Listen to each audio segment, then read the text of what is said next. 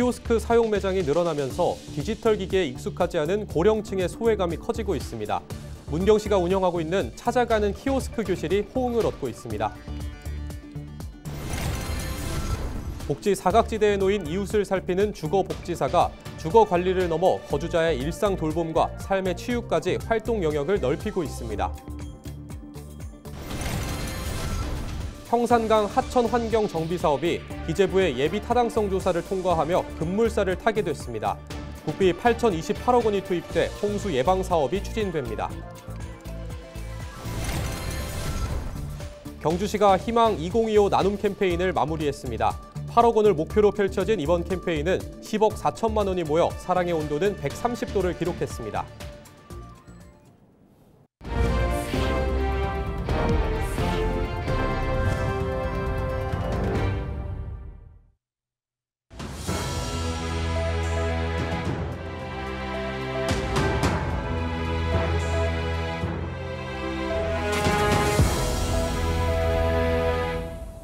시청자 여러분 안녕하십니까? 헬로티비 뉴스입니다.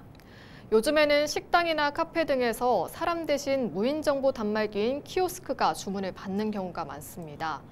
가게를 운영하는 사람은 인건비를 아낄 수 있고 이용하는 사람들도 원하는 대로 빠르게 주문할 수 있는 장점이 있는데요.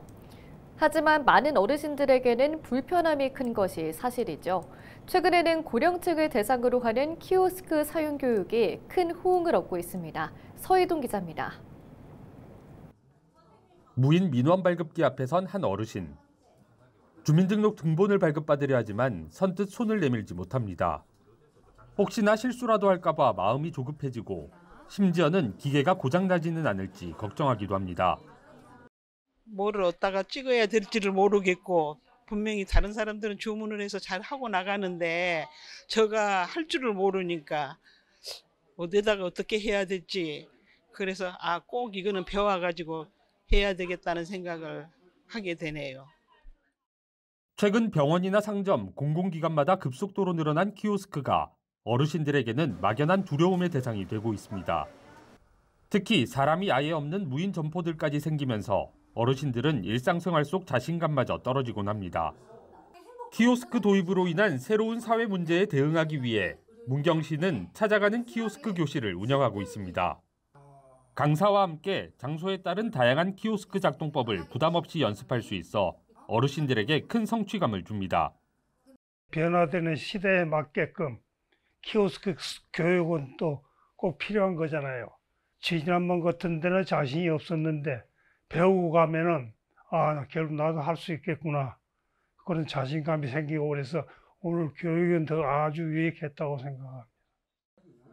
문경시 보건소는 지난해 처음으로 운영한 키오스크 교실이 어르신들의 높은 호응을 얻으면서 올해도 60세 이상을 대상으로 총 16회 교육을 진행합니다. 하지만 어르신들이 한 차례의 교육만으로 키오스크 작동법을 완벽히 숙지하기는 어려운 만큼 일과 중에 보건소 치매안심센터를 방문하면 편하게 키오스크 연습을 할 수 있도록 편의를 제공합니다. 요즘 같은 스마트 시대에 디지털 기기 활용이 어려운 어르신들이 디지털 서비스의 편리함을 경험하고 일상생활에서 자신감을 찾을 수 있을 것이라 기대됩니다. 스마트폰에 이어 키오스크까지 어르신들의 사회적 고립감이 점차 심해지는 지금.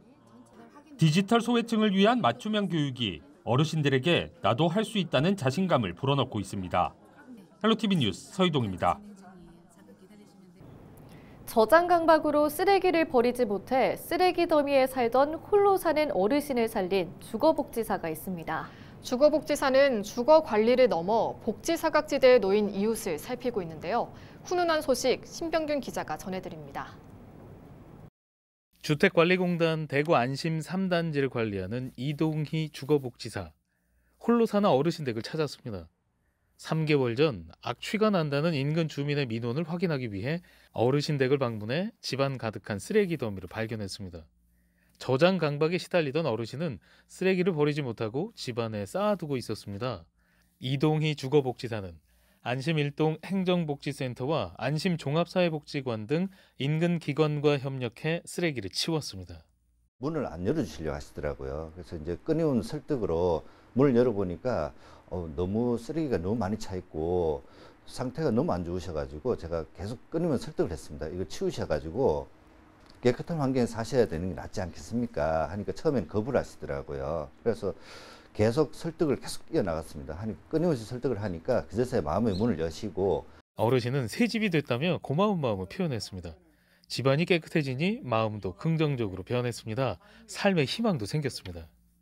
내 걸 치워주는데 내가 이렇게 깨끗한 걸 치우는 걸 내가 나 이제 제대로 살아야 되겠구나 이래갖고 이제 지금 이렇게 그래 은인이야. 내가 달라진 게 내 생각도 다르게 해주시고 환경도 다르게 해주시고. LH 자회사인 주택관리공단은 대구 경북 지역에 주거복지사 14명을 배치해 7,500여 세대를 관리하면서 거주자들의 일상의 어려움도 살피고 있습니다. 주거복지사들은 도움이 필요한 이웃을 돌볼 수 있어 보람을 느낍니다. 치매에 걸리셔가지고 바깥 거동도 못 하시는 분 계셨는데 제가 그분을 찾아뵙고 계속 상담을 말벗을 해드렸어요. 근데 나중에 안 웃으시던 분이 저를 보시면서 환하게 웃으시더라고요. 마음의 문을 여셨다는 뜻이죠. 그러니까 그때 제 마음이 너무 기분 좋고 이런 분들 때문에 제가 이 일을 하는 맛이 있구나. 복지 사각지대에 놓인 이웃을 살피는 주거복지사가 주거관리를 넘어 거주자의 일상 돌봄과 삶의 치유로 그 활동 영역을 확장하고 있습니다. 헬로티비 뉴스 신병규입니다. 지난 설 연휴 에어부산 항공기 화재 원인으로 배터리가 의심되고 있습니다. 아직 원인을 조사 중이지만 여러 승객의 목격담을 보면 선반 속의 배터리로 추정되고 있는데요. 항공 위험물 운송 기술 기준을 보면 리튬 이온 배터리나 리튬 메탈 배터리 등은 위험물로 분류되고 있습니다. 에너지 밀도가 워낙 높아서 충격이나 과열이 발생하면 화재나 폭발로 이어질 수 있기 때문인데요. 그래서 160와트시 이상의 리튬 배터리가 들어있는 전자기기는 아예 비행기에 실을 수 없습니다. 다만 소량에 한해 승객이 직접 들고 타는 것은 가능한데요. 휴대전화나 노트북은 대부분 160와트시 이하기 때문에 들고 타거나 캐리어에 넣어서 수화물로 보낼 수 있습니다. 반면 보조 배터리는 캐리어에 넣지 말고 무조건 들고 타야 하는데요. 이번 사고가 난 에어부산을 포함해 대부분 항공사는 소지할 수 있는 보조 배터리를 100와트시 이하 5개, 160와트시 이하 고용량 배터리를 2개로 제한하고 있습니다. 배터리 종류는 불이 나면 빠른 진화가 중요하기 때문에 선반 안쪽이 아닌 승객이 직접 갖고 있으라고 안내하고 있습니다. 하지만 이는 항공사의 강제가 아닌 권장 사항에 불과합니다. 지난해 12월에도 이륙을 준비하던 에어부산 항공기 안에서 승객이 들고 있던 보조 배터리에 연기가 나는 사고가 있었습니다. 이런 사고는 최근 2년간만 봐도 4건 이상 증가한 모습을 볼 수 있습니다. 배터리 자체를 소지할 수 없도록 하는 규정은 현실적으로 불가능합니다. 정확한 화재 원인은 조사해 봐야겠지만 배터리 관련 규정을 보다 더 강화해야 할 때입니다. 앵커 브리핑이었습니다.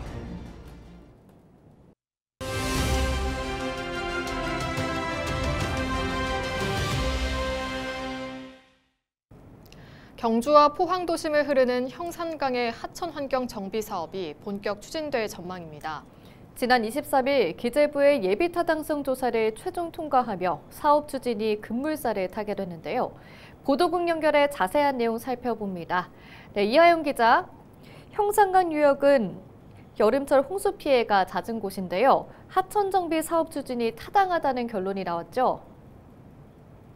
네, 그렇습니다. 사업 대상지인 형산강 유역은 침수 피해가 잦은 곳인데요. 지난 2022년에는 태풍 흰남노로 인해 하천이 범람하면서 포스코와 현대제철의 생산 기반 시설이 침수되는 등 공공시설은 물론 사유재산의 피해가 극심했습니다. 경상북도와 포항시, 경주시는 지난 2023년 12월부터 형산강 통합 하천 사업의 사전 타당성 조사 용역을 추진해 결과물을 기재부에 제출하는 등 형산강 하천 환경 정비 사업의 필요성을 호소하고 환경부와 협의를 통해 사업 추진 방안을 논의해 왔습니다. 지난 23일 기획재정부 재정평가위원회에 예비 타당성 조사를 최종 통과했습니다. 이번 결정으로 총 사업비 8,028억 원 규모의 국책 사업이 본격 추진될 전망입니다. 네, 구체적으로 어떤 사업들이 추진되나요? 형산강은 동해안에서 경주 IC 인근 나정교까지 이어지는 36km 구간의 국가 하천입니다. 형산강 본류에서 제방 49.8km를 보강하고 퇴적토 준설, 7개 교량 재가설 사업 등이 추진됩니다. 특히 여유 높이가 부족한 하천 제방을 정비하고 낡은 교량을 다시 설치해 하천에 물이 흐르는 통수 단면적을 확대합니다. 하천 주변 저지대와 상습 침수 지역에 강 바닥에 퇴적토를 쌓아 올려 침수를 예방할 계획입니다. 네, 하천 정비 사업으로 인한 기대 효과는 어떻게 보고 있습니까? 형산강 하천환경 정비 사업이 마무리되면 항구적인 재해 예방 기반이 될 것으로 기대됩니다. 형산강 유역의 내수 침수 면적은 약 33% 감소될 것으로 보이는데요. 연간 약 200억 원의 경제적 피해를 줄일 수 있습니다. 또 형산강 주변 문화유산과 관광지가 보호돼 지역 경제와 관광사업 활성화에도 크게 보탬이 될 것으로 보입니다. 네, 지금까지 이하영 기자와 이야기 나눠봤습니다.